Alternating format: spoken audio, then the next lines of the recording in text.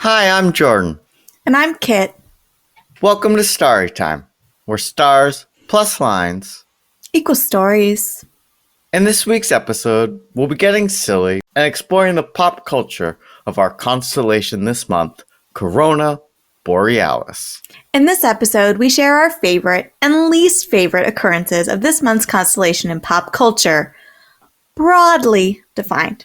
Loosely defined. And then we take over the brand to wish upon a star for what we wish existed.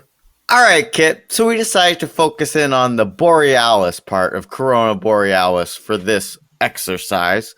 Can you get us started with your favorite instance of Borealis in pop culture? Yeah, so there was actually a lot to choose from when we looked at Borealis, including a number of things not on the Wikipedia disambiguation page. So somebody is sleeping on that on Wikipedia. And I had a favorite picked out, but then as I was browsing the web, I came across Borealis Vinters. And not only is the name great, the website really understood the assignment. When you go to the first page, the first thing that you see is don't forget to look up. There's pictures of the Northern Lights.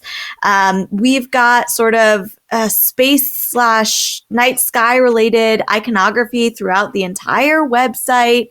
It looks great. It is a wine company based up in the Pacific Northwest, I think Oregon or Washington.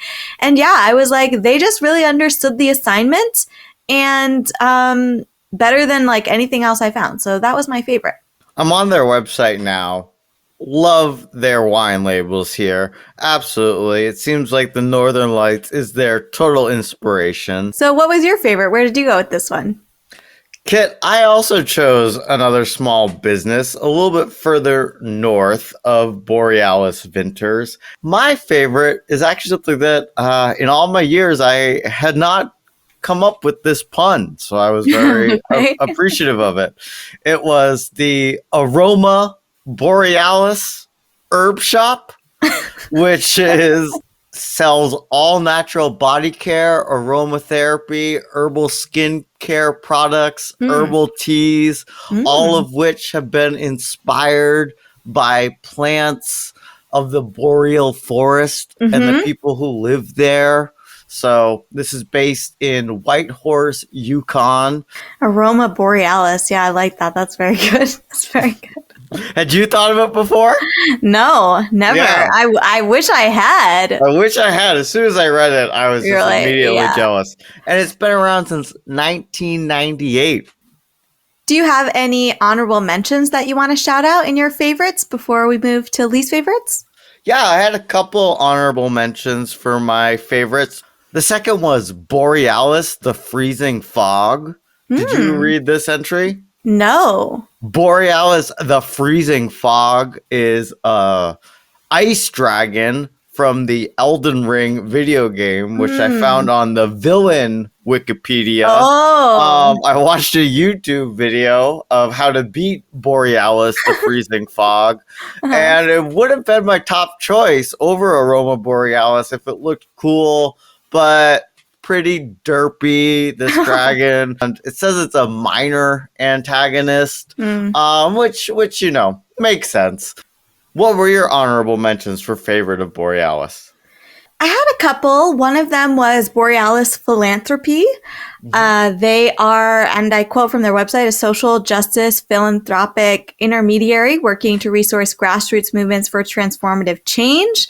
They are funding things like Emerging LGBTQ Leaders of Color Fund, a Black-led Movement Fund, Fund for Trans Generations, a Immigration Litigation Fund, lots of just sort of social justice related initiatives that it sounds like they sort of serve as an intermediary between community organizing and community groups and for funders or, you know, people that have money. So I was like, that it doesn't really make sense. Borealis, you know, I'm like, I don't really know why we're using the Borealis brand, but I like what you're doing. Did you have any other runners up?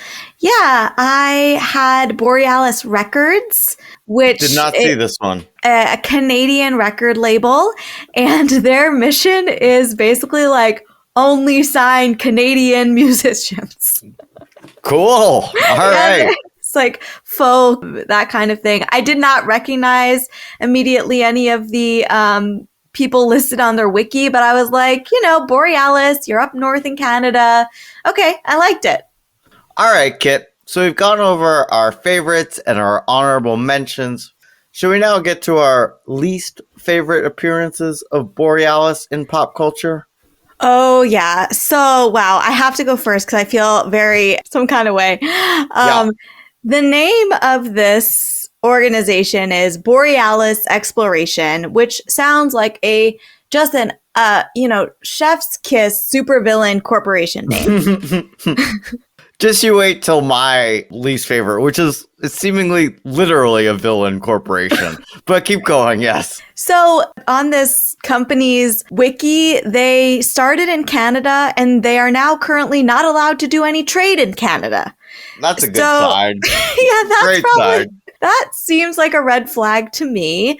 They're an oil and gas, quote unquote, exploration service. Their logo makes me uncomfortable. It looks like a dolphin holding a pickaxe. What? That's phenomenal. Oh, wait, no. Now I need to see this. I'll make sure to post it onto the socials. Their website looks like something from 1995, and it's like not a developed website. There's just like a report on it, and you're like, what is this report about? I just put a link into the chat so you can see. I'm clicking it right now. Borealis press release. This is 2019, it says. Okay. And up in the corner, we have our Borealis Exploration Limited logo. Wow. Yeah, now that I'm seeing this dolphin, what is going on here? I'd say it's closer to a beluga than perhaps a dolphin. Similar family. But why it is holding this miner's axe? It's because belugas love digging for oil. I guess that is the symbology we're supposed to be taking away here. I don't know.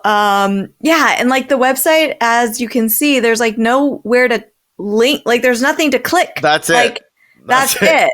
And then you go to the root of it, and there's nothing there. You're like, what is this website? Yeah, I don't know. And so I was like, this is my least favorite because it seems so shady and wow, there's a lot here. So that's what I went for my least favorite. And how about you?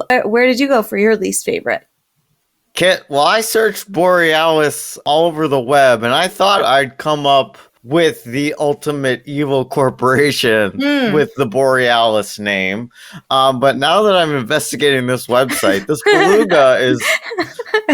We're going to have a villain con here. Yeah. Face off to figure out which of these two corporations using the Borealis name is perhaps more evil. The Borealis that I was going to nominate is Borealis VC, which is a venture capitalist, already one of my least favorite terms, healthcare entrepreneurial company. And they are located too close to home, I would say. I don't need to disclose the name, the proper noun of this town. But let's just say that I have walked past Borealis Venture Capital many times without acknowledging it. Quote, we are life cycle investors with syndicate partners to ensure that our companies have as many resources available as possible. It's just like you read that sentence and you're like, I know what all of these words mean, but I do not know what this sentence means. It sounds like evil corporation. It does. And then working with your syndicate partners to ensure that yeah, this gave me some real villain con vibes. Wow. Two great options out there. Yeah, definitely. I also came across a Borealis website for a business, just borealis.com. And it's literally just a website with an email address on it for, it's like some company, and you go to their website and it's like, contact this person at borealis.com. And it's actually the Borealis Holding. So the place that was Borealis Exploration has become Borealis Holding, and the Borealis Holding website is literally just like, email this person for more information. I can't.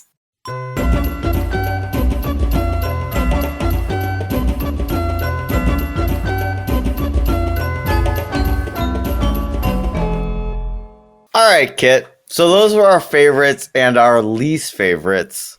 If you've done some deep dives out there on Borealis, let us know on our socials if you have any other choices. We're at Storytime Pod on Mastodon, on the Universitydon server, and the same handle on Twitter, as well as occasionally on Tumblr. Kit, we've had a wide range of good and bad here in the Borealis brand. Now it's our chance to wish upon a star and take over this brand. So what did you wish for if you were in charge of Borealis in the pop culture? So before I came across the Borealis Vinters, I had sort of wanted to create a sister brand to your vinery in Australia, Corona Australis, and I wanted it to be Corona Borealis, but they make mead, and they were going to have Corona Borealis. Maynard's Mead was going to be their like flagship. Ooh, love it. Yeah, but then I was like, well, I already have a Vinters, like somebody's already got it. So I had to share that because I felt really proud of it. But then I decided that I think what I'd like to see is the Corona beer brand come out with an Australis and a Borealis beer. Of course, they need to be space themed. They need to be contrasting. Maybe like one's a lager and one's brown ale. Seems like there's something there that that would be interesting. So that's what I came up with. If I was going to use the Australis, Borealis, Corona space, that's I think a natural fit since the vinery's already been done. Corona. I'm sure you're owned by Anheuser-Busch or something of that nature, but get at us. We can design you some good brand opportunities. How about you? What did you wish for the Corona Borealis brand? Well, Kit, it was hard because, like you, what I actually want to have exist already does exist, but not quite in the way that I wished it would. So I was thinking about long-named music festivals like Lollapalooza and Bonnaroo and Coachella.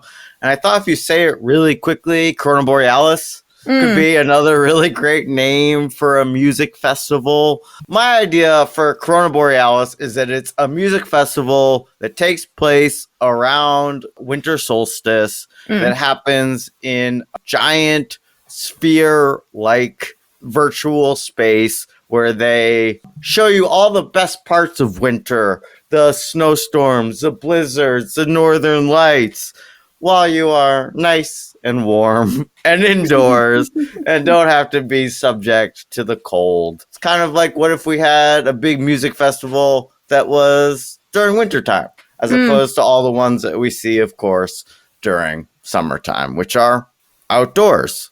That was my great idea. And then I went on to Wikipedia and saw that the Borealis Festival already exists in Norway currently. This also makes me want to have a Corona Borealis like rave in like a giant ice. You know how they have those like ice hotels, but like an ice dance hall of some kind, like up again, like you said, in the Arctic Circle, big ice palace. And they do like I love your idea of like they put the northern lights on the ceiling if they're not happening. And well, Kit, one of our wishes has already come true. And hopefully it's only a matter of time before the other one comes true as well.